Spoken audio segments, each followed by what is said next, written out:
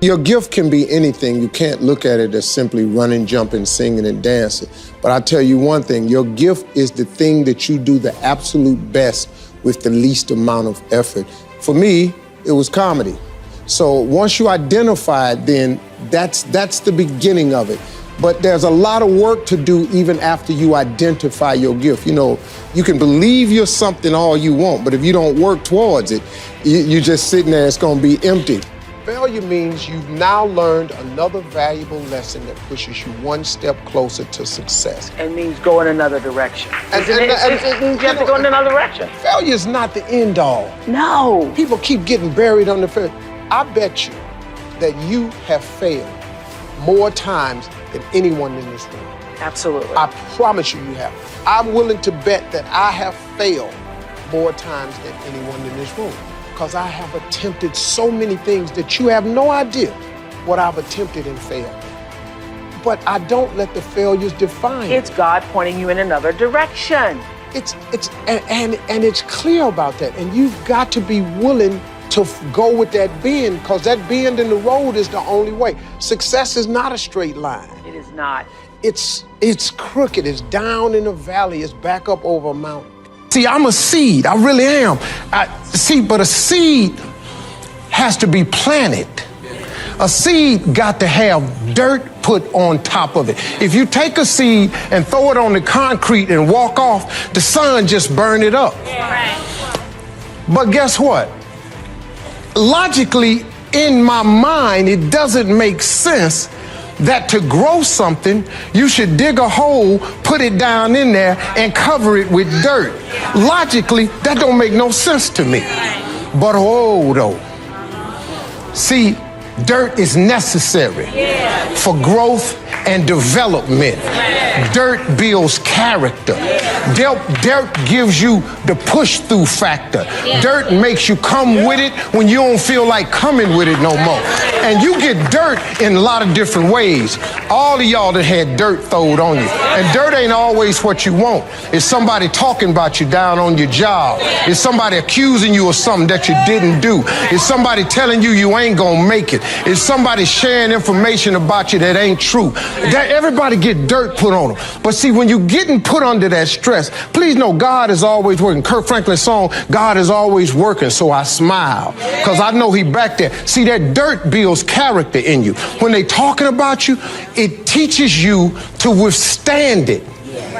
Then it gives you something to push through. So when you put the seed and you put the dirt on it, if you understand stress, stress really ain't just dirt. Stress, see, they don't call it dirt when they plant it. They call it soil. Because, see, soil has nutrients in it. What the nutrients, when people talking about you, dogging you, lying on you, backbiting, stealing from you, talking about you, they're actually putting nutrients in you. They're building character. You got character now. Now the seed, if they put a camera under the ground, you'd have seen the seed sprout open and start coming through the dirt.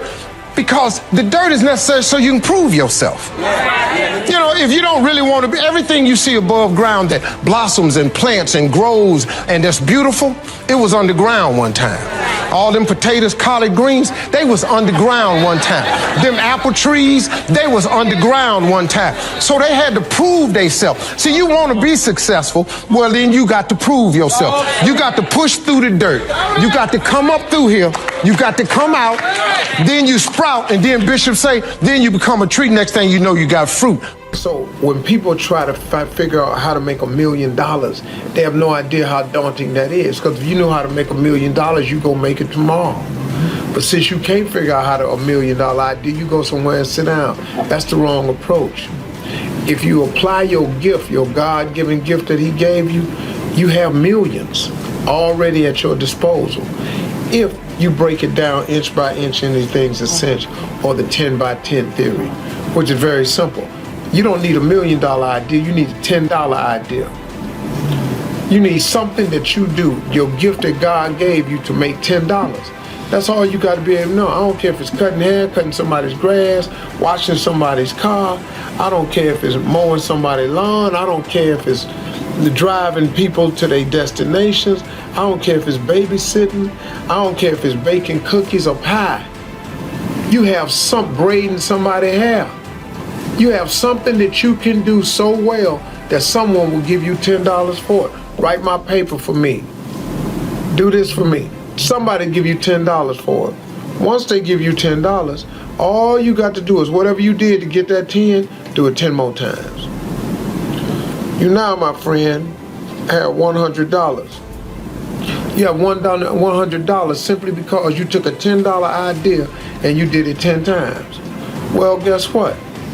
If you take that $100 that you made since you done it 10 times and you do it 10 more times, I got news for you, my friend. You now have $1,000. $1,000, you make $1,000, guess what all you got to do? You got to multiply that effort again. Do whatever you did to do $1,000, do it 10 more times. My friend, you now have $10,000. You got $10,000 now. Imagine if you was making an extra $10,000 a month. Just imagine if you was making an extra $10,000 a month. That's $120,000 a year. But I got news for you, my friend. Whatever it took to make yourself $10,000, all you got to do is do it 10 more times. 10 more times, my friend. You now have $100,000. I got news for you now. If you can make $100,000, you're just a step away from being a millionaire, man. Because now you hire a few more people to help you out, that you can do portions of what you do, so you can duplicate that effort. And one more time, just one more time, do it 10 times. Man, that sounds hard. It is hard. But what else you got to do? What, you gonna stop at the 100,000? All you got to do is duplicate your efforts by 10. You duplicate your efforts by 10 times 100,000. Welcome to the club, my friends. You are now a millionaire. Congratulations. You became a millionaire with a $10 idea. So stop bogging yourself down trying to figure out how to make $1 million. Do what you can do to make $10. And then do the 10 by 10 theory. Inch by inch, anything's a cinch. One of my weak points in my personal life is I don't like technical stuff. So even though I have to be on Twitter and Instagram and Facebook, I don't care for that. So guess what? I find somebody who loves to do that. You know, I find somebody who has a strength where I have a weakness and I partner with them. All you're trying to do is get to the goal. No one gets there by themselves. Everybody needs help. Now, when you know what you got going for you, be confident, not cocky. Managing your strengths, knowing what they are, and don't let nobody talk you out of it. And that gets you fight ready. You get fight ready like that. You got to know you. Helps you develop your skills. All the while, you're developing your strength. You just got to keep developing the strength. Don't let anybody talk you up. At the same time, you must work on improving your weaknesses.